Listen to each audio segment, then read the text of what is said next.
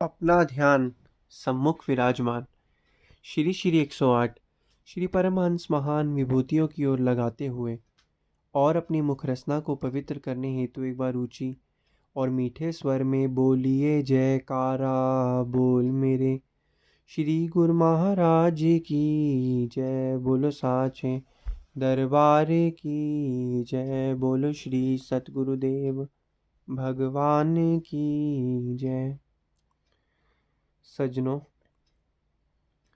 संसार में कैसे कैसे महान संत हुए हैं, उन्हीं में ही हमारे श्री परमहंसों की महिमा भी महान है। जिस प्रकार शेर जंगल में नुकीले झाड़ों और कांटों को सहन करता है, उसी प्रकार श्री परमहंसों ने दुनिया की कठिन से कठिन साधना, योग, सर्दी, गर्मी, बरसात को सहन किया है। जिस प्रकार समुद्र सारे नदी आदि पानी को अपने अंदर पचा लेता है, महापुरुषों की पहुँच के बारे में भी उसी प्रकार विचार करना चाहिए। अर्थात अपार पहुँच होने के बावजूद वे अपने अनुभव को अंतर में पचा लेते हैं। जैसे हीरा हथौड़े की चोट को सहन करता है और कभी भी मलिन नहीं होता, जैसे पर्वत वर्षा की बूंदों की चोट सहन करते हैं, उसी प्रकार संत महापुरुष भी दुनियादारों के आघात को बिना परवाह किए बर्दाश्त करते हैं और जीवों पर दया कर केवल भक्ति की सच्ची दौलत से भरपूर करते हैं। ऐसे संत महापुरुष जो संसार के कल्याण के लिए रात दिन अपने सुकोमल तन की परवाह न करते हुए अथक परिश्रम में सफर करते हैं, महाप्रभु तीनों लोकों के संसार के सरताज हैं। हम उन पर बलिहार जाते हैं। हम सब भी श्री आज्ञा मौज में चलें और भक्ति रूपी सपने को, उनका जो भक्ति रूपी सपने है, उसको साकार कर जीवन का लाभ उठाएं। क्योंकि महापुरुषों का यह सपना है कि हर एक मनुष्य जो है अपना जीवन आनंद और सुख शांति से बिताए। जिस तरीके से एक बच्चे को रोता हुआ देखकर उसके माँ बाप को बहुत ही दर्द होता है, इसी प्रकार इस संसार में जो आत्माएं हैं, इस संसार में जो हम जैसे और आप जैसे जो लोग हैं, पुण्य आत्माएं हैं, जब हम इस संसार में आते हैं और इस मानुष चोले को प्राप्त करते हैं, तो हम उसी को प्राप्त करने के समय से ही सुख और दुख हमारे जीवन में आने लगते हैं। और जब मनुष्य दुख होता है, अशांत होता है, दुखी होता है, शांत होता है, जीवन जो है आनंद में व्यतीत नहीं कर पाता, तो उसी कारण क्या होता है, महापुरुष जो हैं परेशान होते हैं कि जो ये जीव जो है दुखी क्यों है। इस संसार में आने का मकसद इसका क्या था, भक्ति परमारथ करके संसार से वापस जाना। और ये आत्मा तो अजर अमर और अविनाशी है। सुख और दुख तो आत्मा के लिए कुछ भी नहीं है। ये तो मानुष तन में आत्मा आकर ही सुख और दुख को भोग रही है।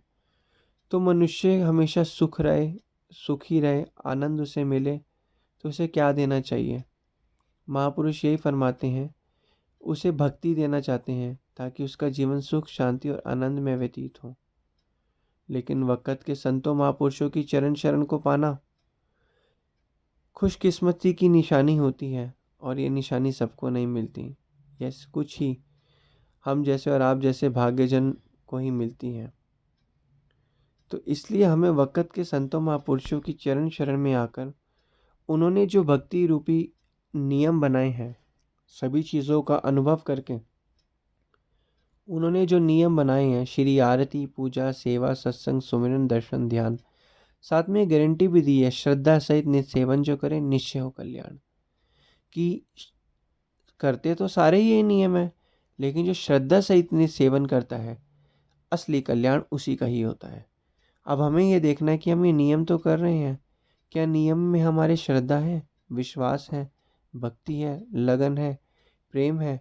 जितना जितना हम ये चीज़ें करते रहेंगे, उतना उतना हमारा जो मन है सुख, शांति और आनंद में जीवन व्यतीत करता रहेगा।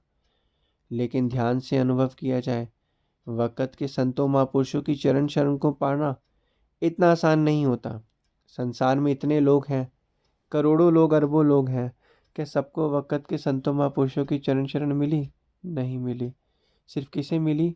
हम जैसे और आप जैसे भाग्यशाली गुरुमुख जनों को ही वक़्त के संतों महापुरुषों की चरण शरण मिली है।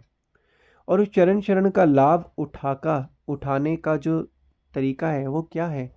उनकी आज्ञा और मौज में चलना। कहते हैं भगवान को तो हर कोई मानता है, लेकिन भगवान की कोई नहीं मानता। कहते तो सारे हैं हम भगवान को मानते हैं, लेकिन भगवान क्या कहते हैं? वो तो यही कहते हैं कि गुरु आज्ञा में रहे जो कोई, तिस सेवक को दुख ना होए। कि गुरु की आज्ञा में जो रहता है वही जो है सुख का पात्र बनता है। तभी तो हम ये श्रवण करते हैं रोज, पार ब्रह्म गुरु सुख की कान, सेवक पावे दरगह मान। जो पार ब्रह्म गुरु हैं वही सुख की खान है, वही सुख देने वाले हैं, सेवक पावे दरगह मान। तो इसलिए वक़्त के संत महापुरुष यही फरमाते हैं कि इस दुनिया में हर एक मनुष्य को एक मेंटोर चाहिए होता है। मेंटोर कौन है? गुरु को कहते हैं। बचपन से लेके जब तक मनुष्य जिंदा है उसे किसी ना किसी गुरु की ज़रूरत होती है। अगर अनुभव किया जाए, विद्यालय में जाता है, हर एक सब्जेक्ट के लिए उसे अलग टीचर की ज़रूरत होती है। स्पोर्ट्स में जाता है तो स्पोर्ट्स के टीचर की ज़रूरत होती है। कोई नई चीज़ सीखता है तो नए चीज़ को सीखने के लिए उस गुरु की ज़रूरत होती है। इसलिए वक़्त के संत महापुरुष हमारे कौन है? आध्यात्मिक गुरु हैं। आध्यात्मिकता को सीखने के लिए, उसको सीखने के लिए आध्यात्मिकता को हमें वक़्त के संत महापुरुष की आज्ञा और मौज में चलकर उनकी छत्र छाया में जाना होता है। वही हमारे सच्चे गुरु हैं, जो इस दुनिया में हमें जीने का सही तरीका बताते हैं और बतलाते हैं कि इस दुनिया में कहीं भी सुख और शांति और आनंद नहीं है। ये माया नगरी है, ये महामाया नगरी है।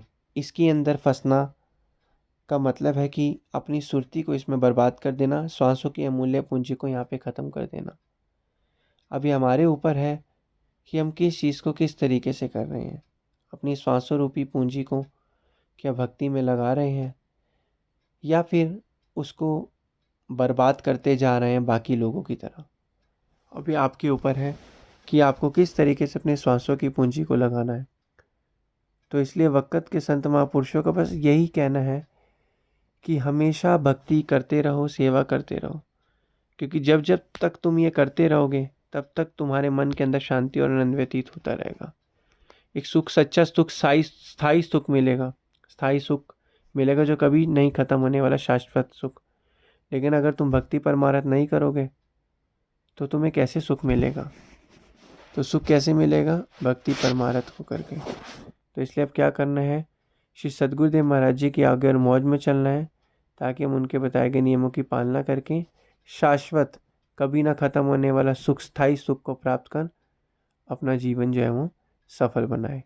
बोलो जयकारा बोल मेरे श्री गुरु महाराज जी की जय। बोलो श्री सद्गुरुदेव भगवान की जय।